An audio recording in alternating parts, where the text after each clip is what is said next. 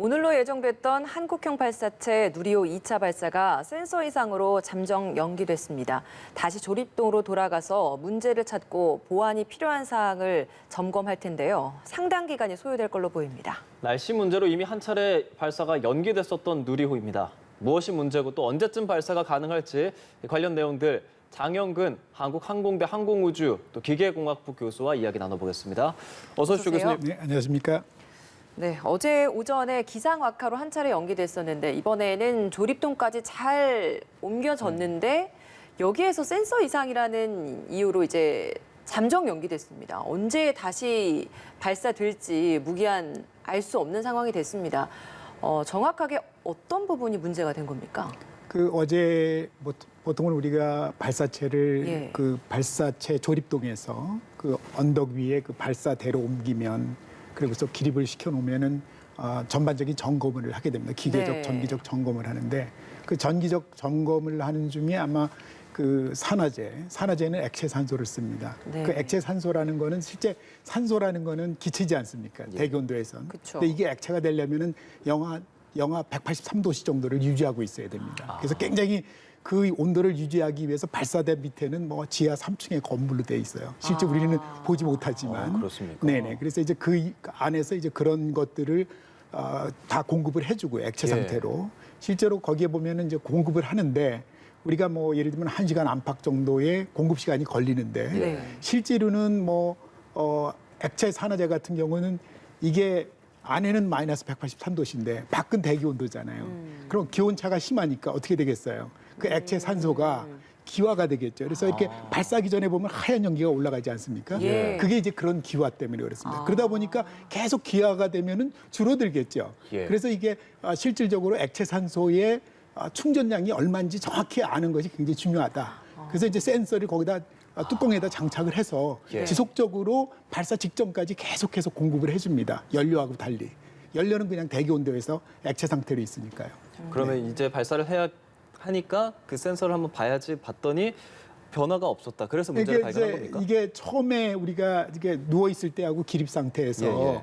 이게 이제 정해진 값이 있는데 그 값을 안 보여주는 거예요. 그러니까 누웠을 때 상태와 기립 상태의 값이 똑같으니까 뭔가 이게 정상적이지 않은 거죠, 센서가. 그래서 이거 문제가 있다. 그러면 이제 우리가 정확하게 그 액체 산화제를 정확하게 공급하기 어렵다는 거죠. 그걸 알 수가 없으니까. 이게 센서 역할이 그거니까. 그러면 이게 뭐가 문제인지 아직 뭐 정확하게 밝혀진 건 없네요. 그러니까 그렇죠. 네. 산화제가 들어와 있는 그 자체적인 문제인지 혹은 그 센서만의 문제였는지 뭐 이런 구체적인 건 언제쯤 저희가 알 수 있는 겁니까? 그 현재로는 뭐 센서 자체가 문제가 있을 수도 있고요. 예. 아니면은 이제 센서하고 연결된 각종 케이블들이 있어요. 네. 센서라는 건 이제 감지를 하는 거니까 그 실제로 산화제가 얼마나 되는지. 예. 그러니까 아니면 케이블이 문제인지 아니면 이거 센서 데이터를 또 받으면은 모아놓는 그 전장 박스가 있어요. 그 박스의 문제인지 이게 지금 분명하지 않죠. 그래서 일단은 아마 어제 옮겨서 우선 예. 이제 그 상태에서 그냥 점검창이라는 게 따로 있어요. 그래서 점검창을 통해서 한번 다시 검토를 해서 그게 명확하지 않으면은 얘를 이제 일단은 분리를 해야죠. 예. 조립 이제. 다 해놓은 걸 다시 그렇죠. 일단 분리를 해야 돼요. 예, 큰 일이죠. 그럼 어떤 문제냐에 따라서 걸리는 소요 시간이 좀 많이 다릅니까? 그런 거죠. 그러니까 뭐 일반적으로 보면은 우리가 발사할 때 사소한 그 이상이라도 시간이 오래 걸리는 거 많습니다. 그래요? 네, 그걸 담보할 수 없기 때문에. 예를 들어서 뭐 센서를 우리가 이제 센서가 문제다. 그러면 센서가 문제인데 왜 1차 발사할 때는 작년에 센서 문제가 없었잖아요. 그러니까. 근데 왜 2차 발사 때는 문제가 있을까? 네. 그러면 이제 센서가 이게 설계 오류인가? 작년에 보면은 잘 됐단 말이에요. 네. 그럼 설계 오류는 아닌 것 같다. 그러면 아마 이거 만들 때 제작상의 품질 보증 문제일 수도 있어요. 그래서 그러니까 작년에 멀쩡했는데 올해는 뭐가 문제가 있다. 근데 이런 것들을 다 체크를 해야죠. 그러다 보니까 만일에 이제 그런 문제들이 있다 그러면은 만일에 센서만 그냥 단순하게 딸랑 교체해서 되는 건 아니다. 그래서 여러 가지 다 점검을 해봐야죠. 이게 그러면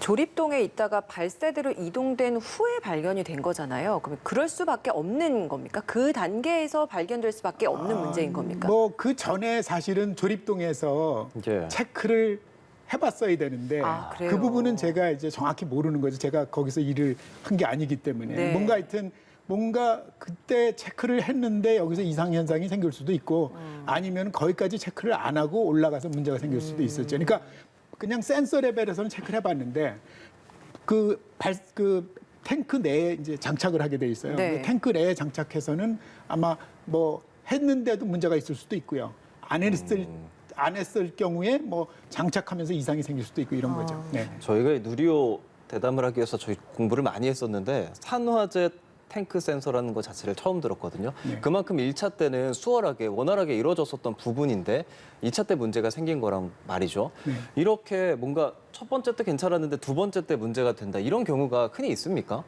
발사체에서는 가끔씩 있어요. 그러니까 결국은 뭐냐면은 그래서 이게 발사체를 우리가 뭐 시행착오의 기술이다. 또 이게 완벽해야 되는 겁니다. 그러니까 예를 들면 우리가 아까 품질 보증 말씀드렸잖아요. 네. 뭐 설계를 잘 해놓고서 만들 때도 조금이라도 오류가 있으면 그게 다 이제 올스톱을 시키니까요. 그러니까 워낙에 이제 고가의 제품이고 그 아주 사소한 문제에도 저렇게 실패가 이제 문제가 될 수도 있다. 뭐 이렇게 볼 수 있는 거죠. 네네. 그렇다면 지금 이 발사체가 어쨌든 간에 발사가 돼야 될 텐데 계속 연기가 되면 혹시나 발사체에 문제가 생기지 않을까 이런 걱정도 좀 있거든요.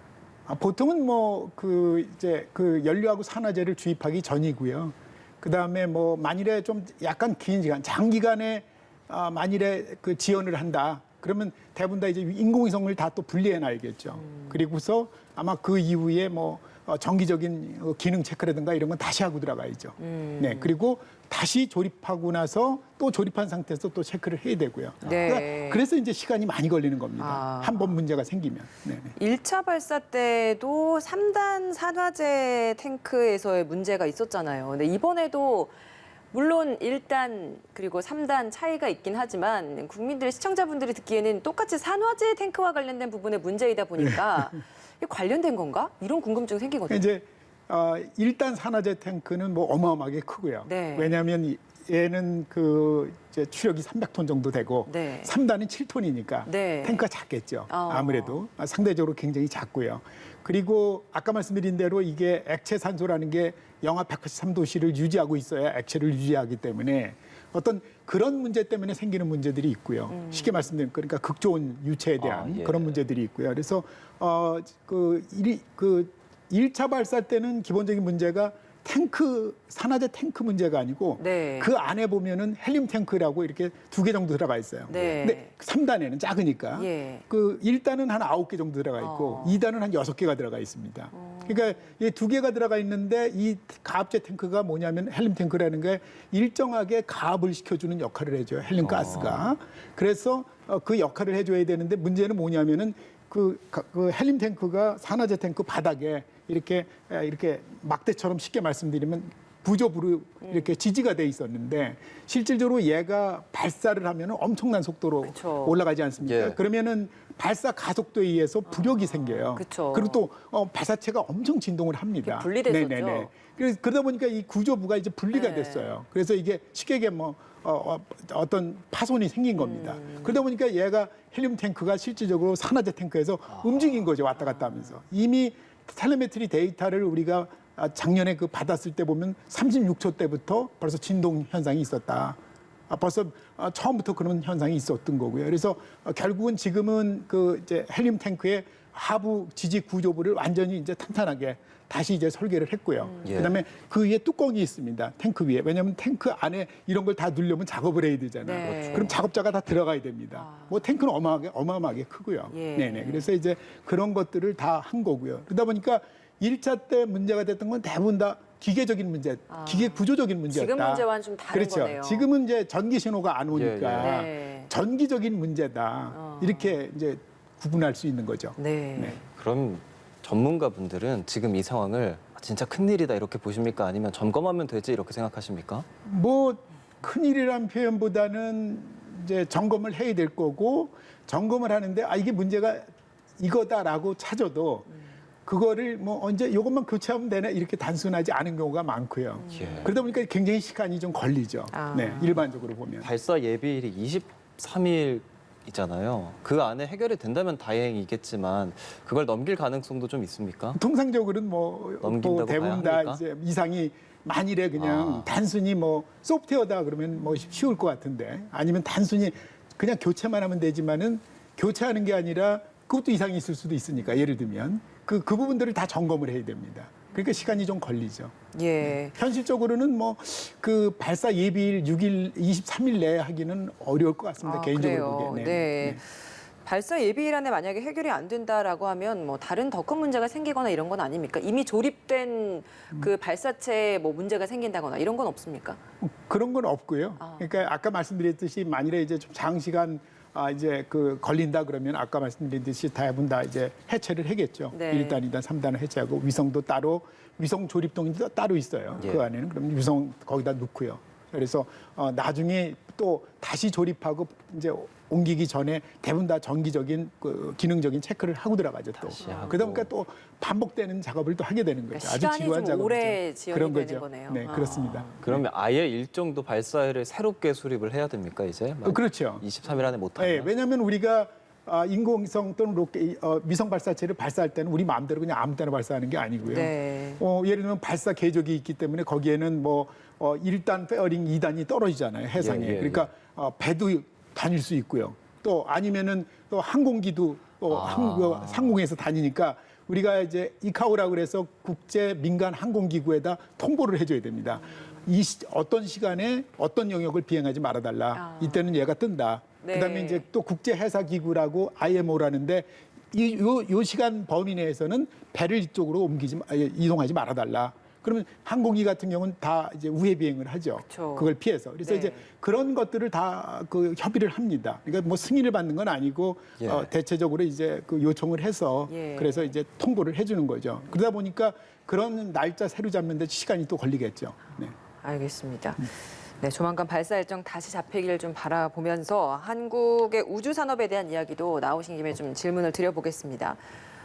우리 우주 산업, 한국의 우주 산업의 는 지금 전 세계적으로 비교해 봤을 때 어느 정도 수준에 와 있는 겁니까?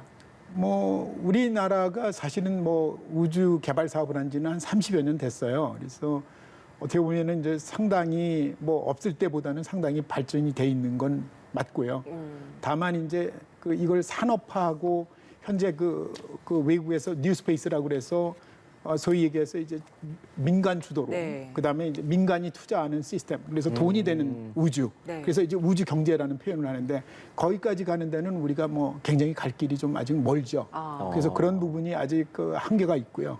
그래서 뭐 예전에 올드 스페이스는 뭐 정부 주도로 해서 정부가 투자를 예. 하다 보니까 대부분 다 정치 군사적으로 국가에서 주도를 하는 거고요. 네. 요새는 뭐냐면 국가의 어떤 경제적인 이익을 위해서 그래서 민간이 투자를 해서 이제 민간 주도로 하는 사업인데 현재 우리 같은 경우에는 그런 생태계가 좀 부족하다.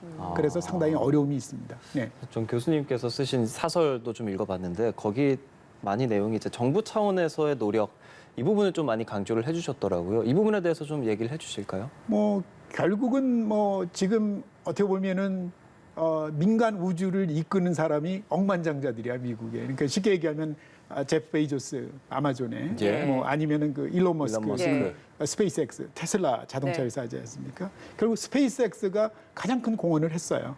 근데 스페이스X가 오늘날 저렇게까지 지금 현재 전 세계 인공위성의 60%를 독점 발사를 하고 있습니다. 근데 이제 저렇게 되기까지는 가장 중요한 게 뭐냐면 미국 나사에서 상당히 많은 기술적인 지원을 해줬다. 이제 이런 부분들이고요. 그래서 우리도 이제 그나마도 정부에서 뭐 항공우주연구원이 그런 기술을 어느 정도는 가지고 있어요. 물론 이제 미국 정도의 그런 수준은 아니고요. 뭐 누리호 그러면 누리호가 이제 뭐 발사체지만은 사실은 기술적으로 보면은 미국의 발사체하고는 조금 수준이 좀 다릅니다. 왜냐하면 네. 우리가 처음 하는 거기 때문에 네. 구식 기술들이 좀 들어가 있고요. 그래요. 이제 그거를 앞으로 이제 업그레이드 시키고 그리고 이제 그거를 민간이 기술을 받아서 그걸 상용화할 수 있게 해야 된다. 그러려면 이제 특히 스페이스X에서 한 게 뭐냐면 재사용 엔진이라는 걸 해서 예. 보통은 발사체 보면은 우리도 마찬가지로 지금은 1단 떨어지고 페어링 떨어지고 2단 떨어지면 그거 다 버리는 겁니다. 근데 스페이스X가 하는 건 뭐냐면 그거를 다 다시 떨어지는 사용해요? 게 아니고 재사용을 하는 거예요. 그러니까 어떻게 하냐면 얘가 1단이 떨어질 때 1단을 예. 바다로 떨어뜨리는 게 아니고 얘가 이제 공중으로 이제 비행을 하도록 만들어요. 그 안에 소형 라켓이 달려 있어요. 그래서 비행해서 팔자로 돌면서 다시 이제 안착할 수 있게. 원하는 태평양 상공의 그 드론십이라고 플랫폼을 만들어놨어요. 그럼 거기에 원하는 위치에 딱 떨어져 자기가 앉습니다. 그러니까 수직으로 착륙을 하게 되죠. 그럼 그걸 재사용하는 거죠. 그 재사용하는 것도 한두 번이 아니고 벌써 12번 정도 재사용한 적이 있고요. 그러다 보니까 뭐 비용이 엄청 싸진 거죠. 그러게요. 지금. 결국 이제 발사체 비용이 싸진다는 얘기는 우리가 많은 인공위성을 올릴 수 있다. 우주에 갈 기회가 많다. 옛날에는 발사 비용이 비싸서 못 올라갔습니다. 예. 네네네. 그래서 그런 기회가 많다는 것은 우리한테는 이제 그런 우주에 접근할 수 있는 기회가 많으니까 그만큼 이제 우주가 산업화되고 우주를 이제 정복하고 뭐 접근하는 데 훨씬 유리하다 이런 얘기죠. 그럼 우리는 그렇게 그 재사용할 수 있도록 안착할 수 있는 로켓을 장착하지 못하는 건 그것도 특별한 기술이 필요하기 때문인 그런 거죠. 건가요? 네, 그것도 상당한 기술이 필요한 거죠. 그러니까 어느 정도냐면 옛날 같으면 보통의 발사체들은 어떻게 했냐면 1년에 한 대여섯 번 발사하면 많이 한다 이렇게 생각을 했어요. 한두 번 하는 발사체도 많았고요. 그렇죠. 근데 지금 스페이스X는 작년에 30차례 발사를 했고요. 1년에. 52주잖아요, 인류가. 그래서 올해 목표가 52회 발사하는 겁니다. 약. 그러니까 52회 한다는 얘기는 일주일에 한 번씩 발사를 하는 거죠. 그러니까 최근에 지난 4월에는 22시간 만에 이제 2기를 연거푸서 발사한 적도 있어요. 그리고 아까 말씀드린 대로 한 12번 정도 재사용하는 것도 있고요. 그러니까 지금 일론 머스크의 목표는 뭐냐면은 100번 정도를 재사용하겠다. 그래서 발사 비용을 뭐 예를 들면 킬로그램당 예를 들어서 뭐 1,300불 뭐 예를 들어서 한 200만 원 내로 하겠다. 지금 네. 거의 뭐 수천만 원 정도 합니다. 1kg이. 그러니까 미국이 발사. 그런 기술을 발명할 수 있었던 건 결국 인력과 비용을 갖고 있는 뭐 일론 머스크 등의 그러니까 민간 기업의 참여가 있었고 그걸 만들기 위해서 정부가 노력을 했기 때문에 정부에서 가능했다. 이제 나사에서도 많이 지원을 해줬고요. 예. 그다음에 이제 그런 어떤 생태계가 조성이 돼 있는 거죠. 그러니까 전문가들도 있고요. 이제 우리도 이제 그런 업체들이 조금씩 나타나고 있는데 가장 큰 문제가 뭐냐면은 전문가가 없다는 거고요.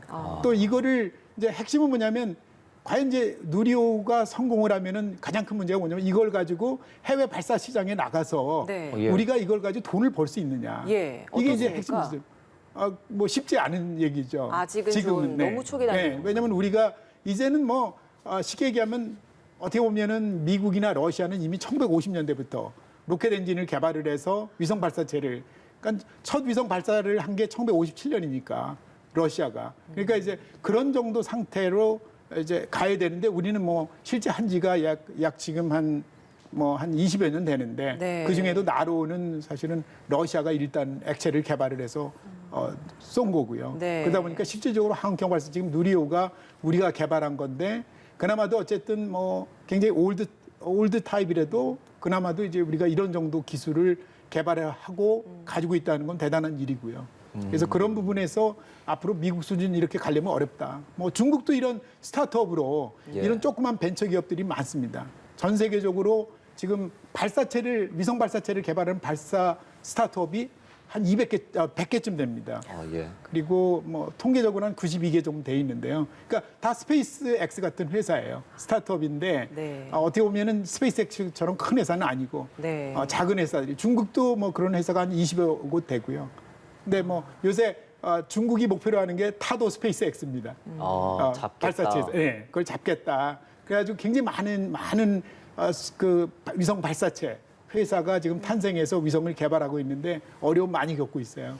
최근에 굉장히 많이 실패했습니다. 그만큼 어렵다는 거죠. 네, 그러니까 이게 국가적인 지원도 충분히 필요한 것 같아요. 그러니까 인력을 그만큼 키워내는 것도 국가에서 양성을 해줘야 되는 것이고, 그렇죠. 윤석열 정부도 그 부분에 있어서 중요하게 좀 생각을 하고 투자를 하겠다라는 의지는 피력하고 있는 것 같은데 여기에서 지금 나오는 게 항공우주청이라는 표현이잖아요. 근데 이제 업계에서 이제 전문가들이 이야기를 하는 것은 항공과 우주가 합쳐서 바라보는 시각 자체가 일단 문제다. 좀 구분지어야 된다. 이런 시각이 있거든요. 여기에 대해서는 어떤 의견이십니까? 뭐 어떤 분들은 뭐 항공우주청 그래서 미국도 항공우주 관련돼서 크게 정부청이 2개가 있어요. 하나는 나사고요. 네. 나사는 내셔널 에어로스페이스 앤 스페이스 애드미니스트레이션이고 네. 대통령 직속으로 있습니다. 그리고 또 한 가지는 FAA라고 해서 미 연방 항공청이라고 있어요. 그러니까 그 Federal Aviation Administration. 그래서 얘는 교통부 산하에 있어요. 그러니까 2개가 다른 역할이죠. 그러니까 나사는 실질적으로 이름은 항공우주청인데 예, 예. 항공 분야를 거의 안 합니다. 항공은 기초 미래 기술만 연구를 하고요. 그래서 전체 나사의 예산 중에 약 5% 정도만 항공이고요. 나머지 우주가 95%다 이렇게 보시면 되겠고요. 그러다 보니까 실질적으로 FAA가 보통은 이제 항공기의 안전이라든가 그다음에 뭐 그 가망 인증이라든가 뭐 각종 규제 이런 것들은 대부분 다 실제는 뭐 발사할 때 그 발사에 대한 승인 이런 규제 이런 것들 대부분 다 FAA에서 하고요. 예. 그러다 보니까 이거를 이제 분리를 할 수밖에 없는 건데 어떤 분들은 우리가 항공우주청을 만들어서 네. 항공을 다 끄집어 가지고 와야 된다 이렇게 얘기를 하는데 그건 뭐 상당히 어려운 일이고요. 현실적으로. 네. 그래서 항공우주청 이름을 붙이더라도 항공은 주로 이제 그 미래 기술 연구를 하는 측면으로는 미국 나사처럼 네네. 그 정도로 하는 게 맞는 거고요. 네. 예, 이번 뭐 우리 우주 산업 강화를 위해서라도 이번 누리호 발사 점검이 잘 돼서 좀 성공적으로 이루어졌으면 좋겠습니다. 지금까지 장영근 한국항공대 항공우주 기계공학부 교수였습니다. 고맙습니다. 네, 고맙습니다. 감사합니다.